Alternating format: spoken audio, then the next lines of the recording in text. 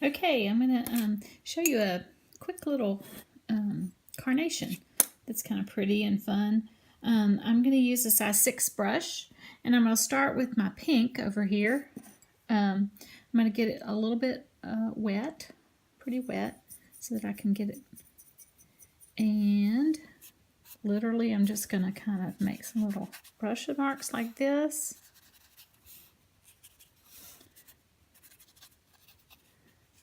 Kind of connect them a little bit at the bottom, but not too much. And then same thing here. I want kind of a spiky. If you see, I'm kind of leaving a little bit of a semicircle down here at the bottom. That's where the little green stem comes in. Mixing some other colors in here just to make it a little bit different. So I'm making a little bit spiky. Again, leaving that little semicircle in there. And while it's wet here, I'm going to go back and get maybe some of my pink and, oopsie, and dip in. Give a little bit of texture. Get even. Maybe see what happens if I dip a little bit of blue in here. Just for fun.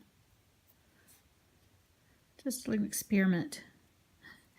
Okay, and then while it's still wet, I'm going to get a lot of green here over here on my brush. I really fill up my brush. And they kind of have a little bit of a ball up here at the top like this.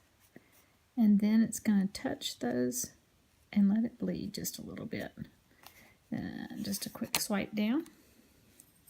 Same thing here, make a ball.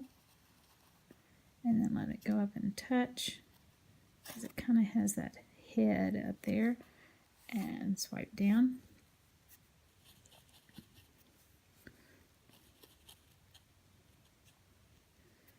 Really helps these, I think, is for it to bleed. Okay, and I want to add just a little touch of a different, maybe a little bit darker green in here so that they're not all exactly the same. There, I like that better. Okay, and I'm going to add just a little bit of little things coming off. Because that just seems to be what carnations do. They kind of have those little things, and sometimes their little leaves kind of sag like that.